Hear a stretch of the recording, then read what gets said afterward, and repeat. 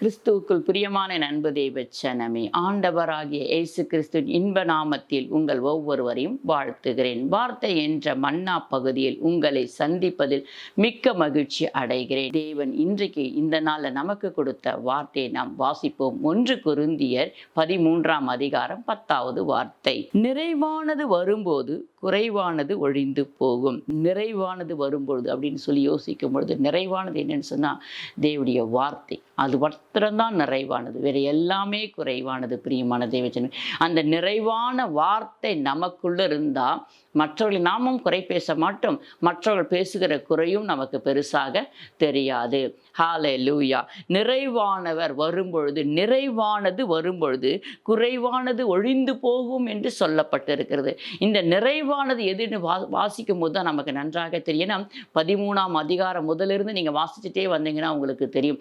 அன்பு அன்பு அன்பு என்று அதில் எழுதப்பட்டிருக்கும். அந்த அன்பு தான் பிரியமான தேவஜனமே, வேதத்தில் அநேக இடத்துல எழுதப்பட்டிருக்கிறது. வேத வசனம் மாத்திரம்தான் நிறைவானதாக இருக்கிற அப்படின்னா அந்த வசனத்தை நாம் உறுதியாய் பற்றிக்கொள்வோம். அந்த வசனத்தை நாம் இறுதியமாகிய பலகைகளை வைக்கும் பொழுது நாம் மற்றவர்களையும் குறை சொல்ல மாட்டோம். நம்மை மற்றவர்கள் குறை சொன்னாலும் நாம் அதை பெருசாக எடுத்துக்கொள்ளவே மாட்டோம். யார் என்ன வேணா சொல்லிட்டு போட்டோம், ஏன்னா நானும் தேவனும் எப்படி இருக்குன்னு எனக்கும் ஆண்டவருக்கும் தெரியும் என்று சொல்லி தைரியமாக நம்ம சொல்லுவோம். அதுதான் நிறைவான வார்த்தை நமக்குள்ள இருக்கணும். ஏன்னா மற்றவர்களை ஈஸியாக குறை சொல்றது ரொம்ப ஈஸி. ஆனால் அந்த குறையோடு ஜனங்க வாழ்றது தான் ரொம்ப கஷ்டம். அதை யோசிக்கவே மாட்டாங்க. டக்குன்னு அந்த குறைகளை பேசி விடுவார்கள். அந்த குறை பேசும்போது அந்த இருதயம் காயப்பட்டுச்சுன்னு சொன்னால் அவங்களை பார்க்கும் பொழுதெல்லாம் அவங்க பேசின வார்த்தை தான் நமக்கு தெரியுமே தவிர, அவங்கள நம்ம எவ்வளோதான் மன்னித்தாலும் அந்த வார்த்தை நம்மளுடைய இருதயத்தை விட்டு போகாது. அதனால் அந்த வார்த்தை நிறைவான ஜீவனுள்ள வார்த்தை, இயேசு கிறிஸ்துடைய வார்த்தை நமக்குள்ளே இருந்துச்சுன்னா அவங்க பேசின குறைகள் கூட நம்ம மறந்து அவங்களை மன்னித்து அவர்களை ஏற்றுக்கொள்ளும். நிறைவானவர் நமக்குள்ளே இருக்கணும். நிறைவான வார்த்தை நமக்குள்ள இருக்கும்போது இந்த ஜனங்க பேசுகிற குறைகள் நமக்கு பெருசாவே தெரியாது. அந்த குறைகள் எல்லாம் ஒழிந்து போகும். நமக்குள்ள இருக்கு பார்த்தீங்களா, அந்த குறைகள் எல்லாம் ஒழிந்து போகும், தன்னால ஒழிந்து போகும். யார் பேசினாலும் நாம் கவலைப்பட மாட்டோம். நமக்குள்ள ஏதோ ஒரு குறை இருந்துச்சுன்னா கூட, ஒரு ஊனமற்றவங்களா இருக்கலாம், இல்ல குழந்தை இல்லாத ஒரு குறையா இருக்கலாம், இல்ல வயதாகி கொண்டு போய் திருமணம் ஆகாமல் கூட நம்ம இருந்திருக்கலாம், ஒரு வேலை இல்லாம இருந்திருக்கலாம், ஒரு வீடு வாசல் இல்லாம இருந்திருக்கலாம். அப்படி இருக்கும்போது மற்றவங்க எவ்வளவு பேசுவாங்க, இந்த பொம்பளை பத்தியா எப்படி போகுது, இன்னும் இது பிள்ளைகளுக்கே திருமணம் செய்யலை அப்படின்னு சொல்லி குறைவாக பேசுவாங்க. ஆனால் நமக்கும் ஆண்டவருக்கும் தான் தெரியும்.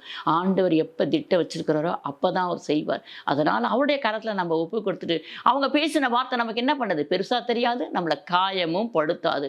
அப்போ அவருடைய கரத்தில் ஒப்பு கொடுப்போம். அதுதான் சத்திய வார்த்தை. நிறைவான வார்த்தை நமக்குள்ளே இருக்கும்போது மற்றவர்கள் பேசுகிற குறை நமக்கு பெருசாகவே தெரியாது. என் பிரியமான தேவச்சனமே, இந்த ஜீவனுள்ள வார்த்தையை உங்கள் இறுதியமாகிய பலகைகளை எழுதி வைத்துக் கொள்ளுங்க. மற்றவர்களை பார்க்காதீங்க. நீங்கள் சரியான பாதையில போங்க. கர்த்தருடைய கட்டளையும் கற்பனையும் கை கொண்டு அதன்படி நீங்க வாழ்ந்துட்டு போங்க. மற்றவங்க பேசுற குறை உங்களுக்கு பெருசா தெரியாது. நீங்களும் குறைவாய் மற்றவர்களை பேச மாட்டீர்கள். ஹல்லேலூயா. இப்பொழுது நாம் ஜெபிப்போம். அப்பா, உம்மை ஸ்தோத்திரிக்கிறோம் நல்ல தகப்பனே. பரலோகத்தில் வாசம் பண்ணும் எங்கள் பரம பிதாவானவரே, உமக்கு ஸ்தோத்திரப்பா. நீங்க உங்களுடைய வார்த்தை என்ற மன்னாவை எங்க இறுதிவாகிய பலகையில வைங்க ஆண்டவரே.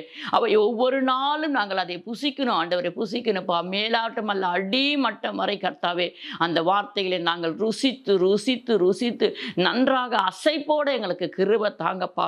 அந்த ஜீவனுள்ள வார்த்தை எங்களுக்குள்ள இருக்கட்டும்ப்பா. மற்றவர்களை நாங்களும் குறை பேச வேண்டாம் ஆண்டவரே. ஏன்னா நாங்கள் உமக்குள்ள வந்திருக்கிறோம். நிறைவானவர் நீ எங்களுக்குள்ள இருக்கும்போது அப்பா, அந்த வார்த்தைகள் மற்றவர்கள் பேசுகிற வார்த்தைகளுக்கு அவர்கள் காயப்படுத்தினது போல, ஈட்டியில் எடுத்து குத்துனது போல கூட இருக்கலாம்.